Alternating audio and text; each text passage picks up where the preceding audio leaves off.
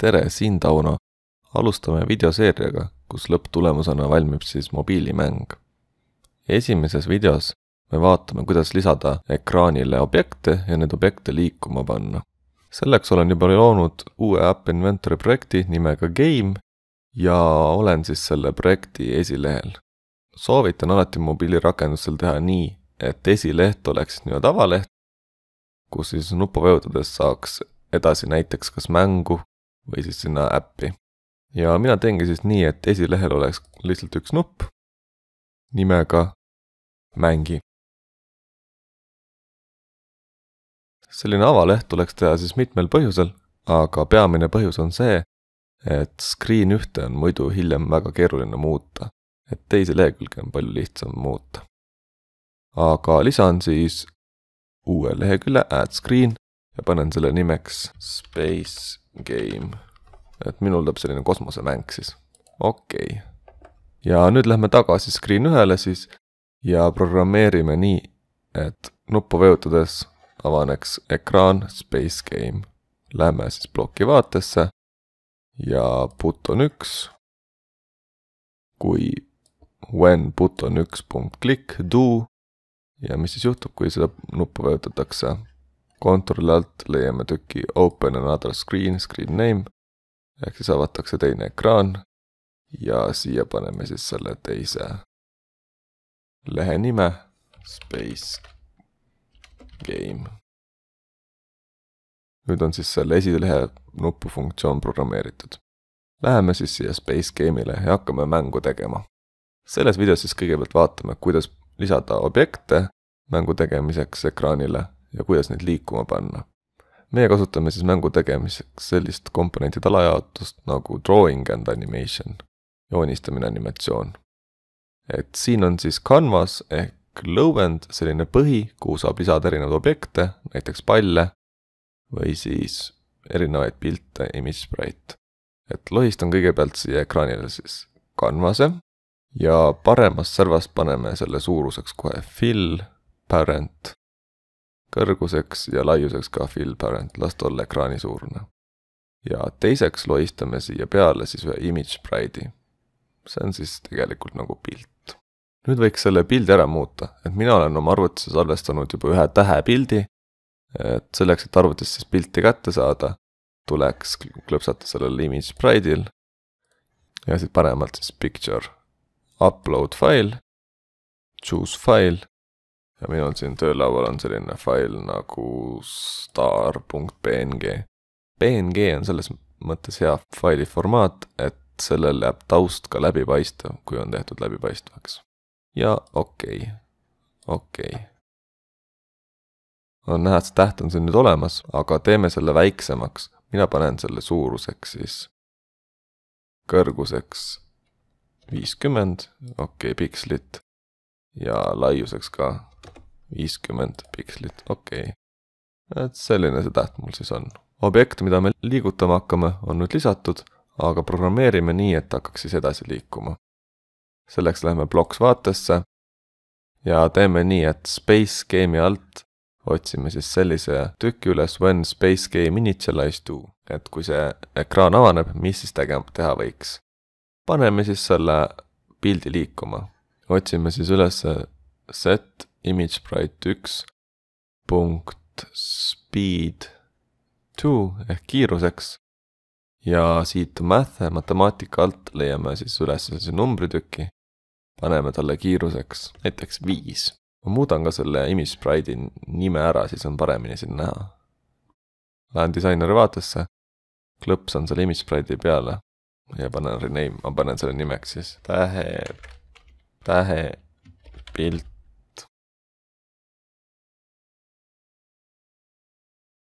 Nüüd on näha, et tähepilt kiirus võiks olla 5. Proovime, kuidas see siis praegu välja näeb. Praegu näeb siis meie äpp välja selline, et esilehel on nupp mängi ja kui ma seda vajutan, siis avaneb Space Game ja on näha, et see täht liigub siia ja jääb seisma. Tundub, et igatahes töötab. Proovime uuesti. Mängi. Jah. Vähemalt liigub, aga mis siis saab, kui ta siia serva jõuab? Teeme nii, et kui ta serva jõuab, et siis ta põrkaks ka tagasi. Klõpsame tähe pildi peal, otsime siit sellise osa, tüki üles when tähepilt age reached. Age on siis serv. Ja mis siis teeb? Otsime siis sellise tükiga ülesse, nagu call tähepilt bounce ehk põrkab. Ja nüüd tuleb võtta siit samast, siis hoida hiirt peal ja get age. Ehk kui ta jõuab servani, siis põrkab servas. Proovime seda ka. Nii, no vaatame, vajutan mängi, täht hakkab liikuma ja serval siis põrkab. On näha, et ka ta läheb tagurpidi. Et praegu on see joon siin üleval pool. Põrgates läheb see alla poole. Nii et selliselt on võimalik siis objekti põrkama panna. Et kui ei tahaks, et ta liiguks mõnes teises suunas, siis selleks saab muuta siin ka veel näiteks point in direction, et hakkab mingis suunas liikuma, siis saab panna siis mis suunas. Aga seda me veel hetkel ei vaata. Küll aga mõtleme sellist mängu, et kui meil paremalt servast tuleks täht ja seda peaks püüdma, siis võiks teha nii, et meil tuleb kogu aeg paremalt üks täht ja kui vasaku selle serva jõuab, siis ta võiks uuesti ilmuda paremalt. Kuidas siis seda teha? Selleks siin samas kohas, kus meil on see tükk when age reached, võiks panna ühe tingimuslause. Ja mis see tingimuslause siis on? Kontrolli alt leiame sellise asja if ja then. Kui midagi juhtub, viskan selle praegu siit ära, kui midagi juhtub, mis siis tehakse?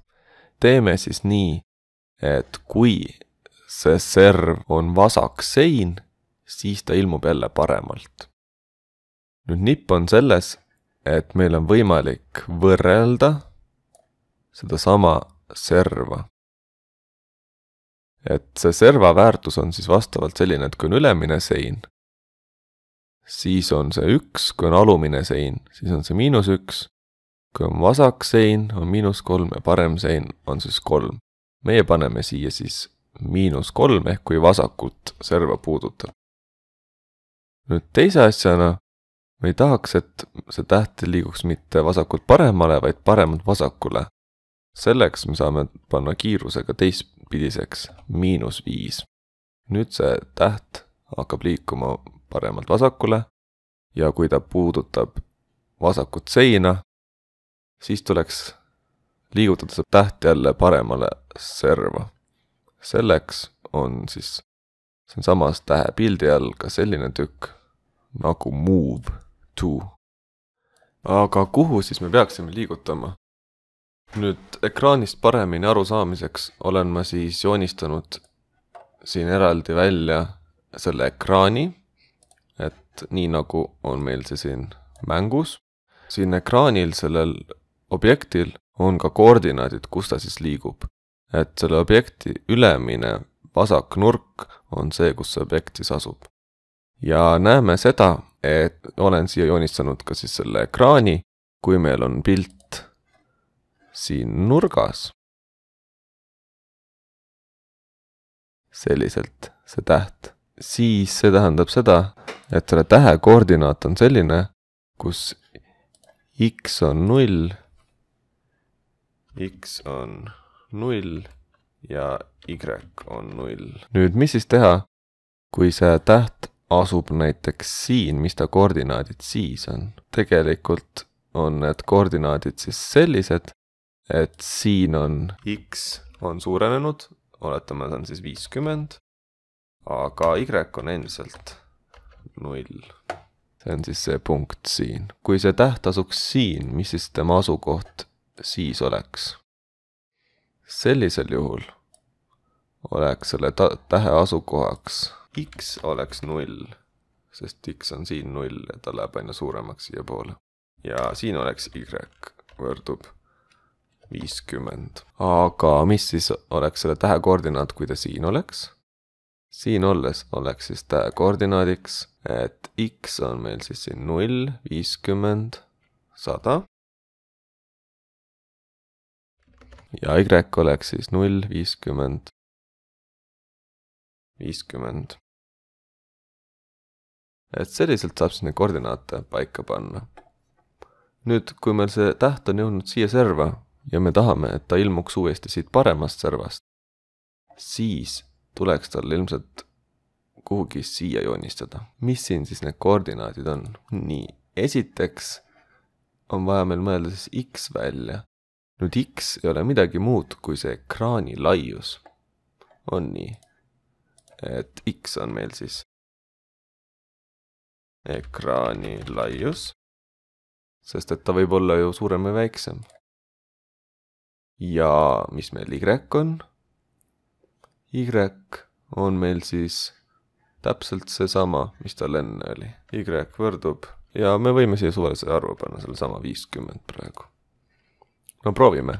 X-i koordinaadiks paneme siis selle canvase laiuse ja siin ongi olemas selline tükk nagu canvas punkt, mitte height, aga width.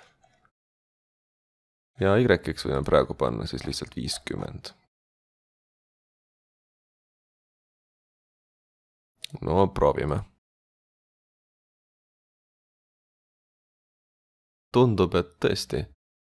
Täht liigub nüüd teistpidi -5-ga ja nii, kui tal jõuab sinna vasakusse serva, ilmub ta uuesti paremast servast. No, kui me nüüd siin oleksime kosmoselaev ja peaksime püüdma neid tähti, siis me tahaksime, et need tähed ilmuksid täispikkusest. Ehk siis nii kui Y on 0, kui ka siis, kui Y on siis nii-öelda ekraani kõrgus. Seda saame siis samamoodi teha, et paneme 50 asemele midagi muud.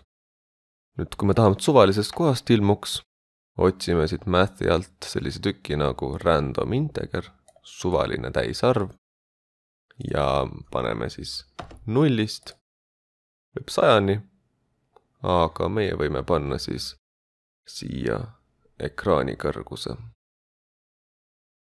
Canvas.height.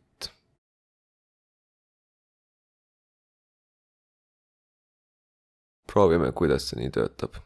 Nii, proovime. Ja tõesti, kui see täht jõuab sinna vasakusse serva, siis ta ilmub uuesti paremalt.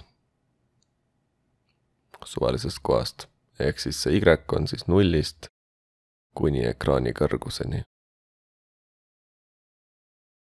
Tundub töötavat, aga ideaalsuse mõttes oleks vaja tegelikult teha üks väike parandus veel. Kuna me teame, et selle pildi laiuse kõrgus 50, siis võiks tegelikult lahutada sellest ekraani kõrgusest veel 50, et ta alati ilmuks vähemalt siit. See oli siis see koht siin kõrgus ja lahutamiseks on meil math'i all kohe olemas eraldi tükk miinus. Panen selle siia asemele ja panen siis selle maksimum suuruseks 50.